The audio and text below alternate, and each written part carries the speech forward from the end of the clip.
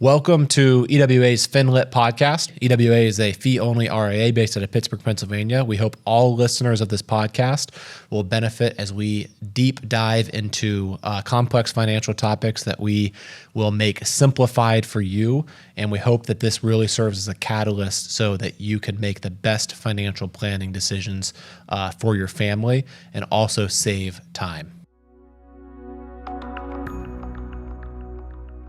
Welcome, everybody. Excited to be joined here by Devin and Jamison. We're talking today about the difference between a $10 million net worth and a $100 million net worth. And the reason we're discussing this today is we've had the privilege of serving people in both of those categories. The $10 million is obviously more common today with a lot of people participating in RSUs or being very disciplined savers, being in several bull markets as they're accumulating money.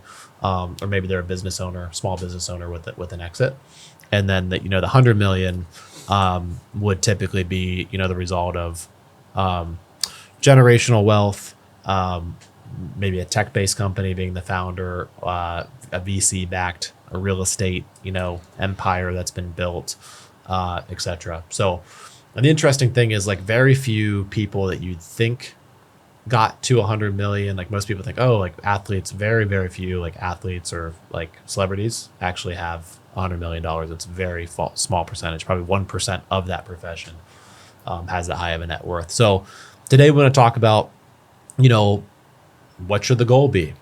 Should the goal be, more the better, maybe less is more? What are the financial planning considerations? And is wealth, for those people that have achieved that wealth, was the stress to get there worth it? Because did their life really change that much? So we're going to be, deep diving in a lot of good stuff today. So, okay. Well, let's talk about, just generally speaking, what are some of the biggest psychological differences or lifestyle differences between the two? Devin, what are your thoughts? Yeah, I mean, again, it's a kind of a fundamentally different level of wealth when you go from 8 figures to 9. Couple of things off the top of my head. So number one, if you got 10 million bucks, you're probably flying first class most of the time. But if you have 100 million, you're probably flying private, meaning you have your own plane. Yep. Some other ones, if you've got 10 million in net worth, you probably have a vacation home or two. If you have 100 million, you probably have a portfolio of properties around the country, if not the world. And then one that's kind of tongue in cheek is that if you got 10 million bucks, your grandkids' college is probably paid for. If you have 100 million, your grandkids' lives are probably paid for. So those are just a few examples. Yeah, and so in our experience, the 100 million, where you said the grandchild's lives are paid for, it's not necessarily a good thing. Generational wealth lasts 97% of it statistically is gone by the third generation, and there's that balancing act between helping people and enabling people. And so I think one of the greatest gifts you can give your kids or grandkids is their ability to have skills, to have values, to pass that on, not necessarily just here's an easy street, an easy key of money, because that really resets the brain into a certain way of thinking as well. So, absolutely. Okay, Jamison, any other thoughts on that? Sorry, this coffee was really hot. It threw me off. It's so hot. You should, we're both wearing long sleeves today. Is a bad mistake. I need to start checking the weather app before I wake up. I feel good. This is comfortable. It's light. It's Did you get that at Laurel? You got off Laurel Valley yesterday. Yeah, Did you get that yesterday? It's nice and light. Yeah. It's a nice one. I like that. It's Grayson. I'm a huge Grayson advocate. I'm surprised lately. it's black though. I've never seen you wear black before. Yeah. Black and white. That's it. Mainly black. If you watch any of our podcasts, Jameson's only in black. Eliminates the decisions. I had a good conversation. We don't need to derail into this. Let's talk about $100 million. Would you ask me what are my thoughts? Yeah, any thoughts on that? I was going to go through key differentiators. So to get to 10 million, you have to be extremely high disciplined saver. Like a W-2 physician, for example, making $500,000 to $1 million could get to 10 million if they live well below their means. Now, should that be the goal? Because to save that much, maybe they're only spending, if they're bringing in, let's say it's $1 million, they're bringing in $50,000 a month. They're saving half of it, so then they get to retirement with $10 million, and they're used to $25 a month, and now they could live off of $35 a month.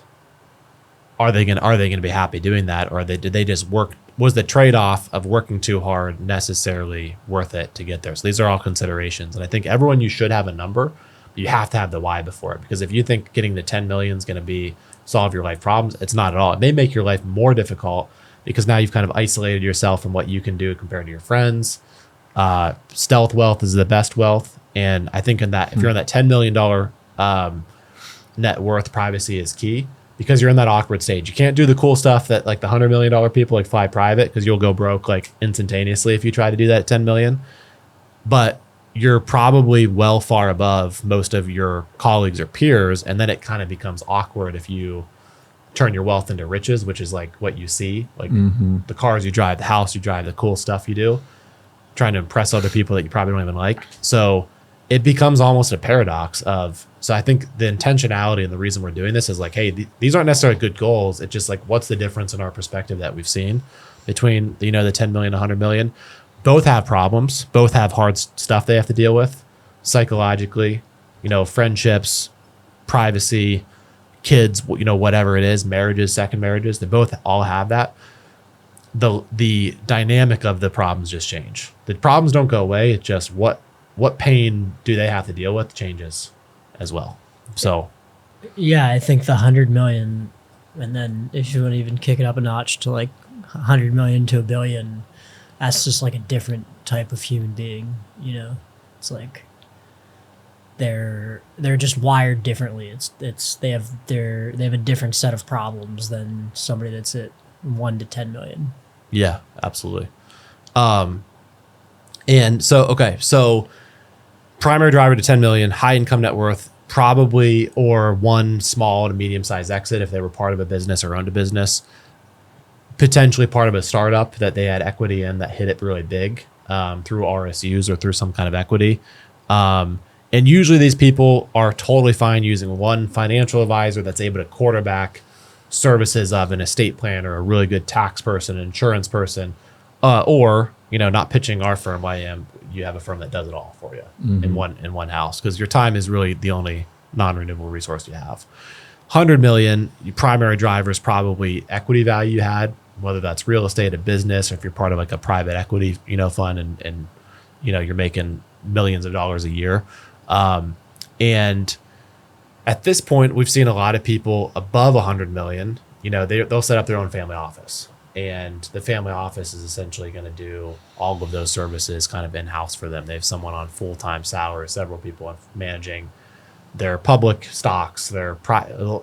And at this point, we see a lot of shift into they have access to private deals, so private equity deals, and they're managing the deal flow and the cash flow and the tax ramifications, et cetera. Okay, well, let's talk about from a financial planning standpoint, what is a $10 million household? What have we seen are priorities, and what have we seen are their planning needs? What would you guys say? I think typically the number one, I don't know if this is dependent on net worth, but the number one priority for most folks is cash flow. You got to have money to spend, liquidity, right? So I wanted to mention earlier, like with a $10 million net worth versus 100 million, typically, correct me if I'm wrong, but $100 million net worth is generally far less liquid on a percentage basis than a $10 million net worth. Yeah. Private investments, real estate, et cetera, businesses. So that's kind of maybe not a number one, but up there in the list of priorities in terms of we got to have money that we can spend to live our lives. No question. James, what would you add to that? Yeah, I think 10 million probably has more money than they can spend most of the time, or than they will spend, I guess. 100 million, you definitely have more money than you will spend in your lifetime. And so it's just a different set of problems. It's a different set of stressors. It's not, okay, what can I spend on these things? It's like, what can I actually spend on that will bring me fulfillment and satisfaction? And how do I, pass values on to kids and make sure that my kids aren't ruined from all the money? I think it's the biggest shift. Mm-hmm.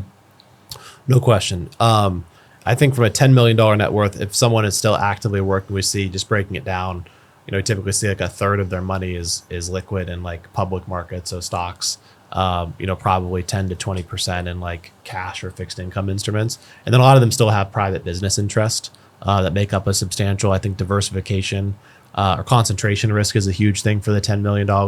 This person that hasn't exited yet, because, we've seen a lot of people worth 20 or $30 million in paper that they have less than $1 million of liquidity because everything's in their business. And so setting chips aside in their whole life, it's like, well, I can get my best return in the business. Well, you have one bad year where everything goes under and your whole life's work is basically gone. So that's a huge consideration. And typically these people have a 15 to 25% of their money tied up in real estate, whether that's a primary home and a vacation home. So I'd say the difference between the 100 million is that public equities exposure goes down to 20 or 30%, and then private equity and venture capital goes up. That's now a 25 to 35% chunk. And someone with $10 million, unless they have an advisor that's able to bring that to the table, they just don't have good access to the good stuff. They would get the junk of kind of on the private markets. And then private credit would be 10 to 15%. Private credit, we're actually developing a portfolio right now that's going to involve private equity and private credit, but not the through institutional offerings.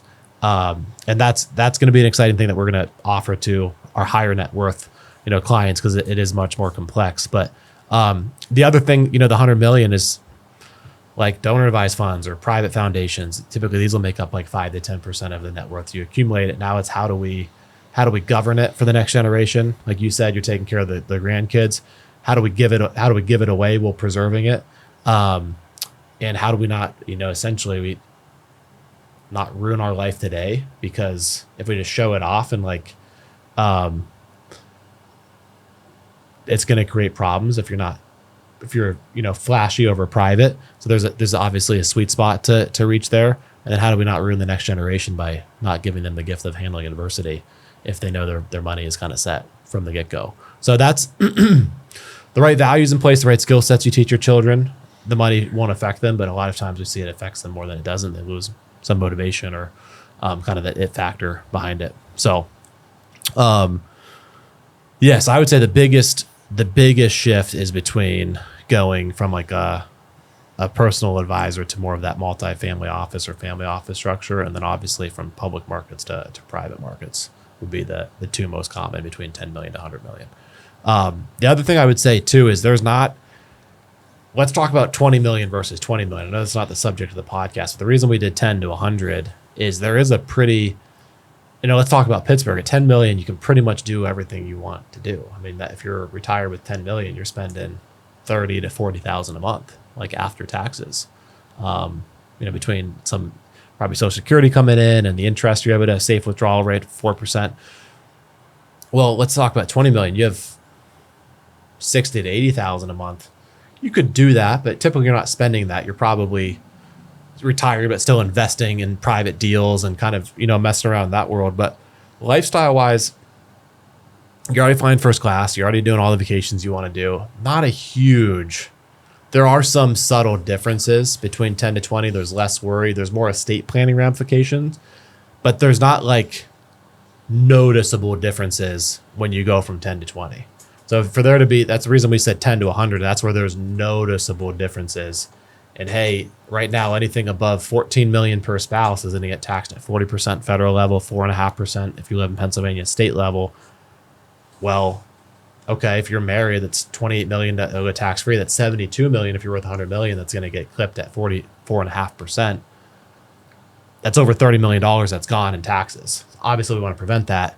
Now we got to set up complex trust and gifting strategies for kids, for grandkids, and make sure we do that in a way that doesn't ruin their motivation, that we are tax efficient. That becomes a huge priority. And then also just making sure that you are maximizing the enjoyment of life. You don't want to have any regrets in life as well. So that does require some big. And so we found with the super high net worth clients, like it's natural to make your life more complex, like have all these vacation houses. But when you think, oh, this is great.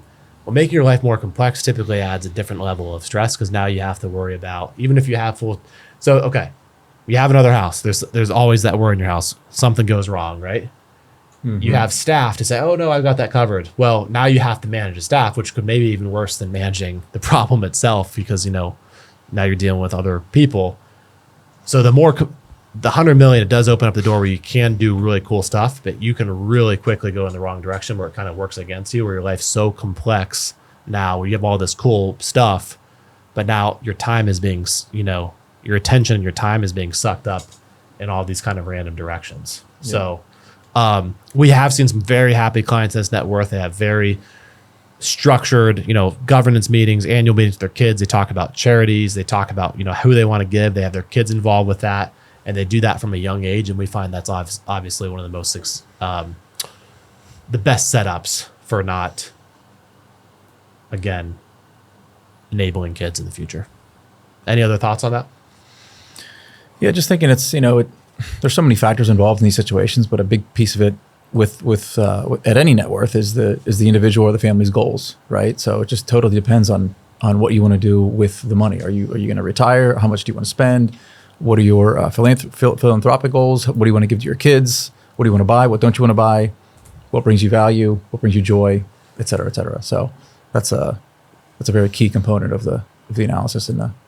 I would say the other thing is the intentionality behind, and there's a reason why, like, someone that's worth 100 million from like gambling proceeds, it's typically going to be, studies have shown it's going to be gone, or, athletes who have earned a lot of money, it's typically they go bankrupt.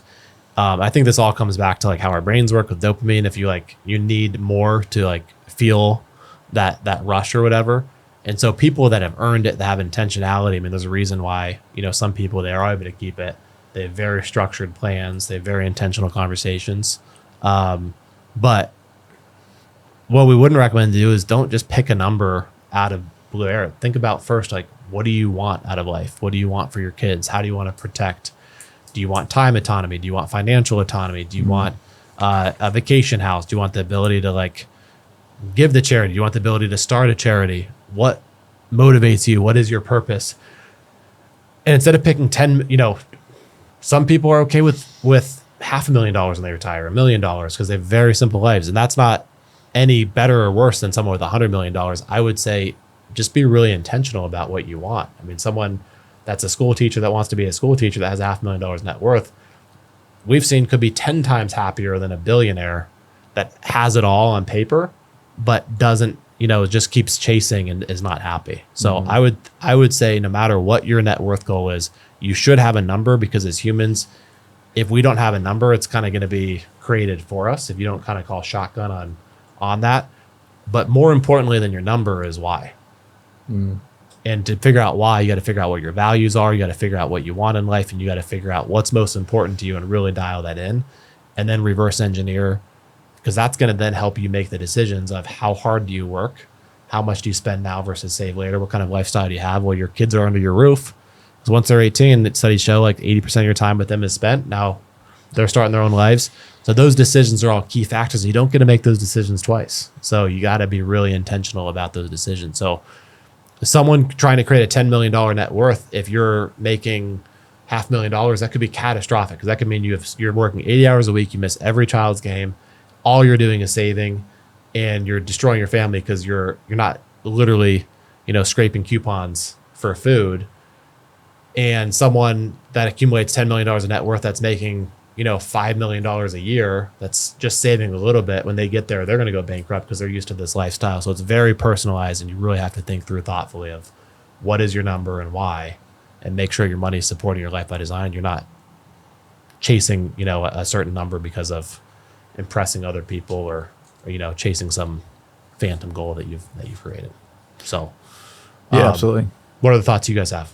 No, just kind of reinforcing this idea that going from 10 to 100, that doesn't necessarily mean that it's better for you or better for your family, right? So it's just kind of asking that question of why. We see some folks that have 10 and they're gunning for that 100, and so we ask why. I mean, are you sure that's what you want? Because it brings a whole host of options in your life and your lifestyle, but it can bring a whole host of problems. So let's talk about what exactly it is that you want, and maybe, again, depending on your goals and your values and things like that, maybe 10 million is where you need to be. You don't need to gun for that 100, sacrifice all the time with your family, just time in general, and when you didn't really need to, right? So 100%. Jamison, any closing thoughts? No, it all sounds good to me. I think we covered it all. It's a very complex, it's a tough conversation. We talk about these high net worth because there's a lot of stigma behind it, but it's an important one to have behind closed doors. Know what to keep private, know what to share kids, know how to to navigate it all. It requires a lot of skill set and a lot of intentionality, a lot of tough conversations, courageous conversations. So we welcome those and appreciate you joining us, and we'll catch everyone next week. Thanks for tuning in to our podcast. Hopefully you found this helpful. Really hope this is as beneficial and impactful to as many people across the nation as possible. So hit the follow button. Make sure to rate the podcast, and please share with any friends or family members that would also find this beneficial. Thank you very much.